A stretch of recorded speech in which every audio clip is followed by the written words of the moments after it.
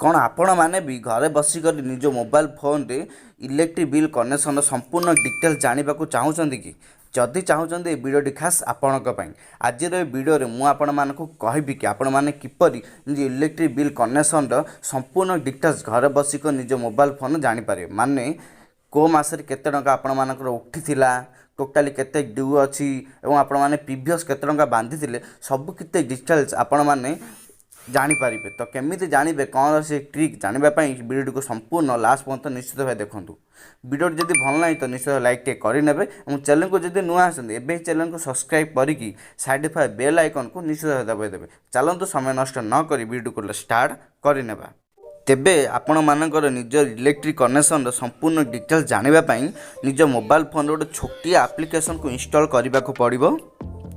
Install କରିବା ପାଇଁ ଆପଣମାନଙ୍କୁ ପ୍ଲେ ଷ୍ଟୋରକୁ ଚାଲି ଆସିବେ ଏବଂ ପ୍ଲେ ଷ୍ଟୋରକୁ ଆସିକି ଆପଣମାନେ ସିମ୍ପଲି ଏଠି ସର୍ଚ୍ଚ ବାର୍ରେ ମାଇ ଟାଟା ପାୱାର ଲେଖି ସର୍ଚ୍ଚ କରିନେବେ।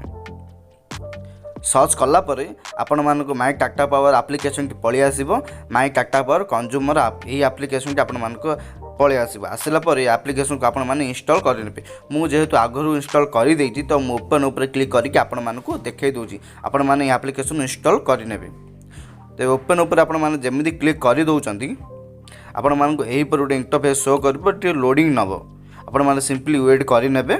तेबे किसी समय वेट कलापर आपण मानक एक दुईटी ऑप्शन शो कर रोक टॉप और पावर। आपण मैंने सिंपली एक पावर उपर क्लिक करेंगे। पावर उपर आपण मैंने जमी क्लिक कर दौरान आपण मानक एक दुईटी स्टेट देखे जपर ओडिशा दिल्ली। आपण मैंने जो माने जो स्टेट बिलोंग कर आपण मैंने ओडिशा उपर बिलोंग कर ओडिशा उपर क्लिक करने और दिल्ली उपर बिलोंग कर दिल्ली उपर क्लिक करने। तो ओडिशा रे एबे तीनोटी रिजन शो करुच्ची जो आपण मैंने जो रिजन रे बिलोंग करुँच जेहेतु आपण मैंने साउथ रे बिलोंग कर साउथ उपर क्लिक करने। आप वेस्टर्न उपर क्लिक कर वेस्टर्न उपर क्लिक करने। नॉर्थ साइड जब बिलोंग कर तो नॉर्थ साइड उपर क्लिक करने। जेहेतु आम वेस्टर्न तो वेस्टर्न उपर क्लिक कर दूसरी। वेस्टर्न उपर क्लिक कलापर यहीपर गोटे आपण मानक लॉगिन करने को कहब। आपण मैंने सिंपली एक लॉगिन करेंगे। आपण मानक लॉगिन करने आपण मैंने निजर ग्राहक संख्या नंबर को मारिबा को पड़ो। आपण मैंने इलेक्ट्रिक बिल रे आपण मैंने ऊपर ग्राहक संख्या नंबर थी आपण मैंने देखी देखी एक टाइप करेंगे। तापर निज मोबाइल नंबर को देदेवे। मुझे देकी देखे दूसरी। तेबे ग्राहक संख्या और मोबाइल नंबर को टाइप कलापर आपण मानक एक गोटे आउट ऑप्शन शो करिवो रिफराल कोड अच्छी कि जदि अच्छी आपण मानक रिफराल कोड तो रिफराल कोड को देदेवे। ये क्लिक करके आपण माने रिफराल कोड दे पारे किंतु एटा गोटे ऑप्शनल आपण माने दे पारिबे नचेत न दे पारिबे किछि असुविधा नै।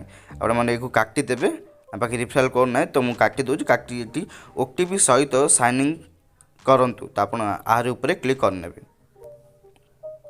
आर ऊपर आपण माने क्लिक करनेबे।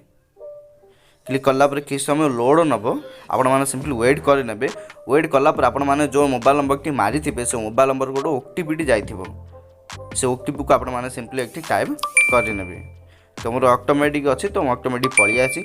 जदि आपण मानक ओटीपी जाई नथिबो तो ये टाइम सरला पर आपण मैंने आहार ऊपर क्लिक करिकी पुनर्बार ओटीपी पठे पारिबे।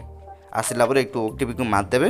ओटीपी को मारला पर एक आउट ऑप्शन शो कर दाखल करंतु आपण माने सिंपली आर ऊपर क्लिक करेंगे। आर ऊपर क्लिक कला किस समय वेट करेंगे लोडिंग नौची।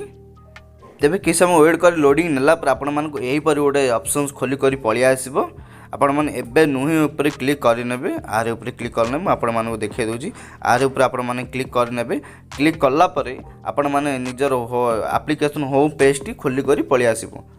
एठी आपण मानक शो करिवो आपण माने इलेक्ट्रिक बिल कनेक्शन जहाँ ना अच्छी ता ना एक शो करिवो एवं से कनेक्शन संख्या माने नंबर टी एक शो करिवो साइड रे।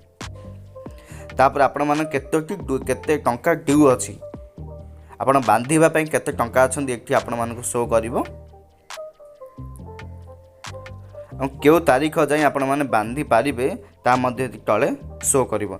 जदि आपण माने चाहुचंती कि आपण माने संपूर्ण बिल्स देखिया पई केते टंका उठिची केते टंका आपण माने बांधितिले तेबे आपण माने आहार ऊपर क्लिक करिनेबे।